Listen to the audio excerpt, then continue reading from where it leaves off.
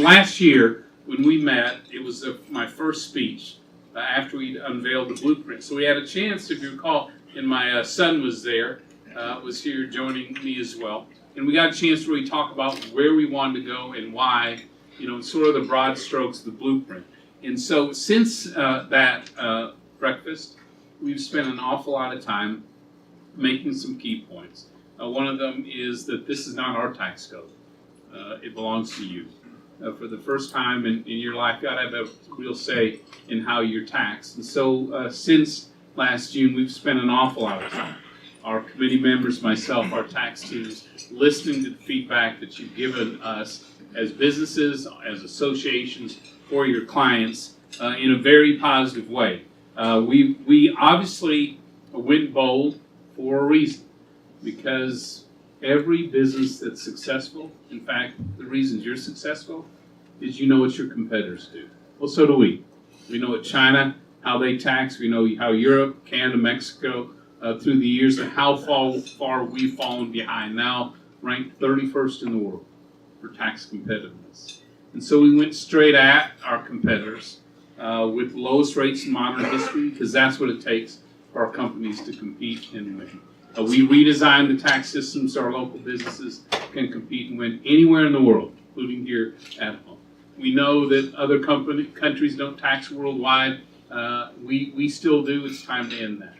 And we're proposing the tax rate to bring those dollars home to be zero going forward. And then border adjustment, which obviously is probably the most controversial in the tax proposal we laid out, really was designed and is designed to stop businesses from moving overseas, and more importantly, encouraging companies to make the long-term decisions to begin bringing those supply chains back here where it makes economic sense. And so we've had great feedback for the year. I think perhaps the most encouraging thing that I've seen is a month ago when President Trump agreed to have his team sit down with the House and the Senate and work and unify behind one tax reform plan.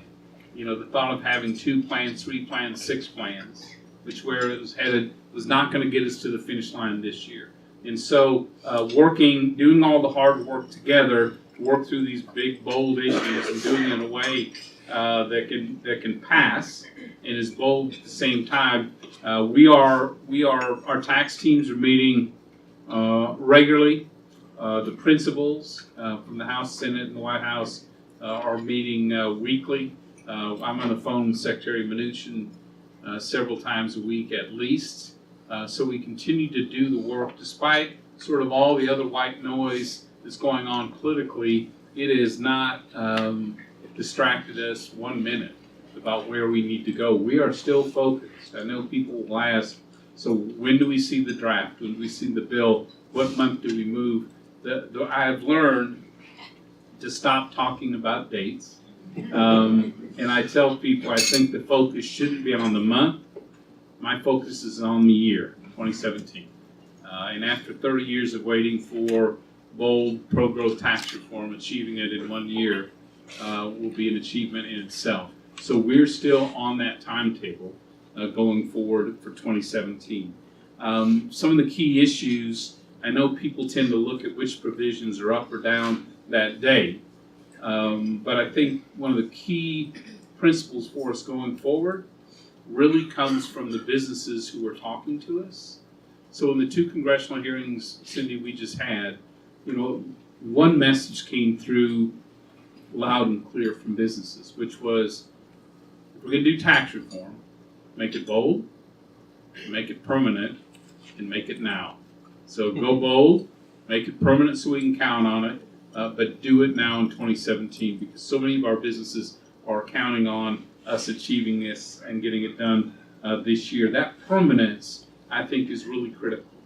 We're looking for the greatest growth for the greatest number of years, and the way you do that really is that Reagan model in 1986, where he went bold with the reforms. It balanced within the budget, and businesses could count on it, and families could count on it. And through history, the greatest growth you get, especially now, when we're looking for the changes that will incentivize businesses to look at their supply chains, look at their research facilities, look at their headquarters, and their patents and make the long-term decision to bring that back to the United States. And knowing that some industries can't bring any of that back, but many industries can, and with the tax code, John, that rewards and encourages that, long-term, we're really going for the long game here in tax reform.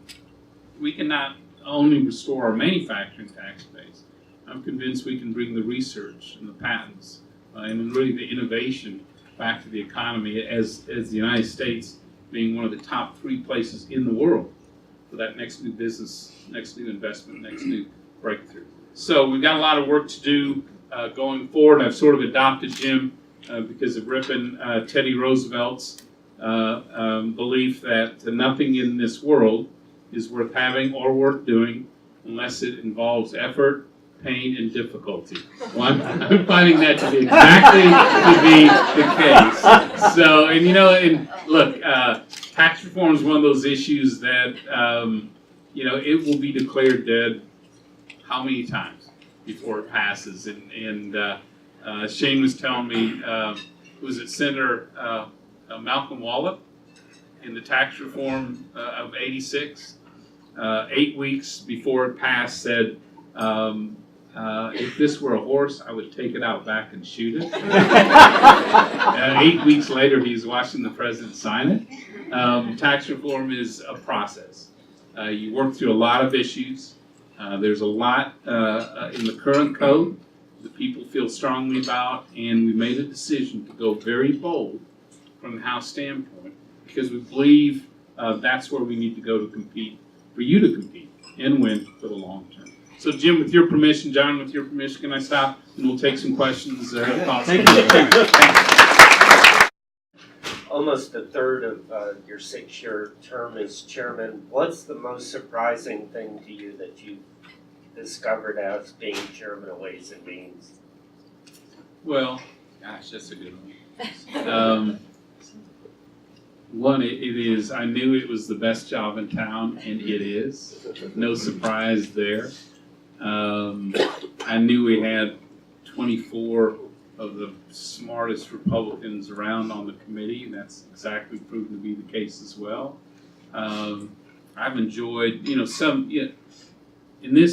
any of these positions, some days you're up and some days you're not. That's just sort of the way life works in the political world. And so, I don't know, I've enjoyed every moment, frankly, of this job. The press, that's a little, not surprising, but, that's as big a challenge as you have. We live in this social media world, and so, creating an environment where members can talk freely about the issues they care about is a bigger challenge now than it was during the Reagan reforms. So I don't know, Don, I love this job. I love the issues we're involved in. And after we finish healthcare and tax reform and try to get trade back on track and see where we can help on infrastructure, I've got some plans too on our entitlement programs as well, because that's the other part of getting our financial house in order, and those are huge lifts as well. So, yeah, I'm just excited about things. And look, we'll finish with this. All these are big issues. None more challenging than tax reform. It is for Congress. It is the challenge of a lifetime every time. And we're kind of privileged, may not feel like this to you, to be in the middle of this right now, because we really do have the opportunity to dramatically change the course of this country. And not just for us, but seriously, we always talk about, all of us, making a difference for our kids and grandkids in tax reform and healthcare, all these issues. We really have a chance to do that. I'm convinced we can. I'm convinced we can this year, but we're going to need your help going forward, bringing us, not just the criticisms, but the solutions going forward, because we're open, and we're going to stay at the table with the White House and Senate until we get this done.